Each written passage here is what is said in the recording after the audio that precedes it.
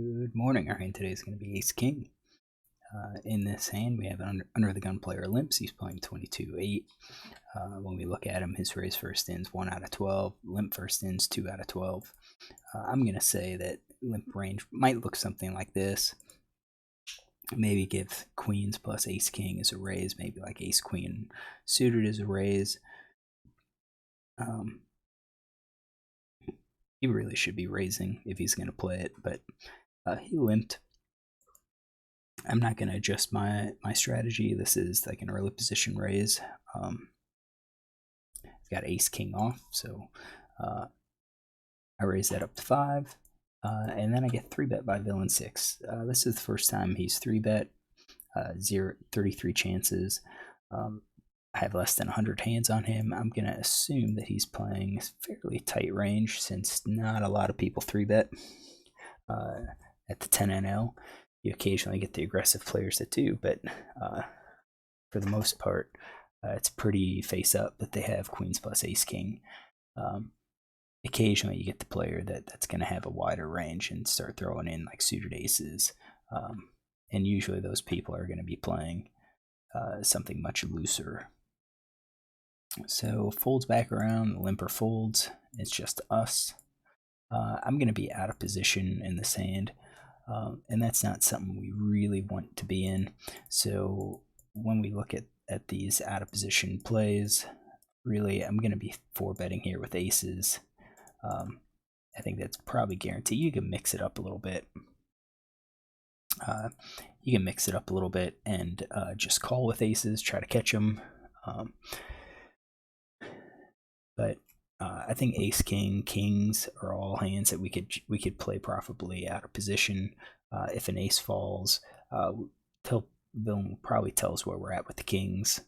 I think queens through 9s, we can either call with those or we could possibly fold with those.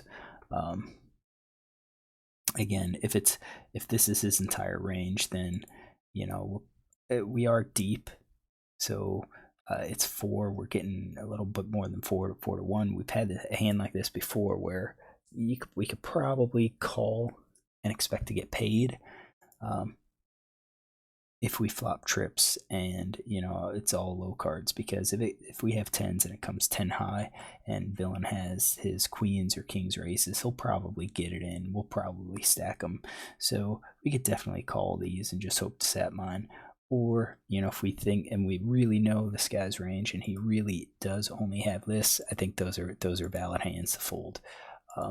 Could we raise? Could we 4-bet with ace kings and kings? Oh yeah, definitely. We could at least easily do this. But this is the first time he's played this.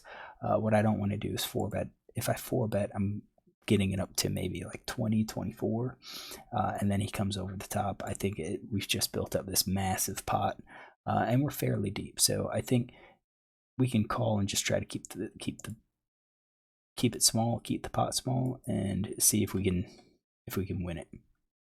All right, flop comes down, ace queen 2. Now we have the king of spades, which is good.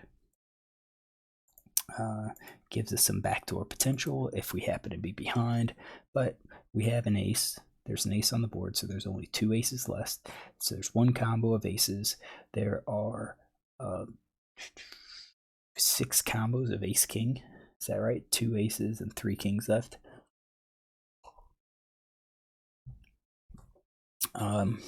That if he's playing ace king off, he has 3 combos of kings. He easily has 3 combos of queens. So I think here we're looking just at checking. I think we're going to be checking 100% of our range. Is there a check raise range possibility? I think if we check raise, we are going to be. It would be hard for us. I think it's probably going to be doing a lot of check calling and then a possibility of leading the turn. So I think that's what's probably preferred rather than check raising here. So I think we're going to be, and this is, I think, check calling. 9s, 10s, jacks, we probably just fold because the ace and the queen's going to hit him, or he'll have aces or kings. So I think if anything, maybe even the kings we could probably fold, unless we know that he's doing like king queen. So we're really just looking at top pair and sets along with some of the flush draws, and with our kings we could probably call if we had like the king of spades.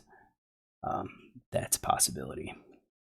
So we did check, and then villain bet 6. He actually bet fairly small. So this is one of two hands. He either had flopped it big and is betting small to try to get callers, or he knows he needs, he has a little bit of it, and he needs, I should say, he's scared of betting larger. So I think something like that. And then I'm going to go back top pair plus. With a small size, I would probably call with kings too. But jacks, 9s, 10s, jacks, I'd probably just fold. If he happens to show and we have the best hand, then I'll take a note. 2 hearts comes on the turn. That improves our hands a little bit because now it gives us top pair, or 2 pair with kicker. We're behind ace queen, but I don't think he has ace queen. I think at this point we're just checking and hoping he also has ace king or maybe kings. So I think here, if he checks behind, we could probably check the river and hope he bets the kings. I think that could be a play, or we lead the river and hope he has, and hope he's going to call with kings. I think if we lead the river, he's probably just going to fold his kings. So better play might be just to check call. I don't like the lead here. So checked, and then villain checks behind. So I'm going to have 100% of my range here. I think he could have a full house.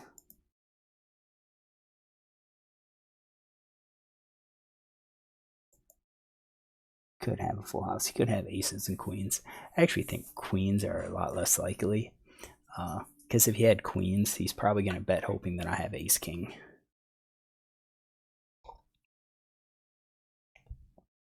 And probably, yeah, I think I'm just going to get rid of the full house.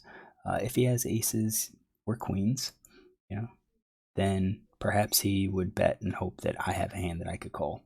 That's what he's probably looking at. So at this point, I'm thinking top pair, pocket pair less than the top card. That's his range, along with the flush. So river comes out of 6, and now the question is, if I bet, can I get him to call any of these? And I don't think so. I think once he checked, he showed his weakness. So I think all that we're going to have to do is check. There is a possibility that we can bluff it, but I think we have showdown value hand here. Kings are probably not going to win. So I think our play here is just to check, hope he bets to get a little bit of value from it. So we both checked. I showed ace king, he shows 9, so I didn't have 9s in his range, which kind of changes a little bit. So if he has these pocket pairs, he probably also has ace queen as 3-bet range.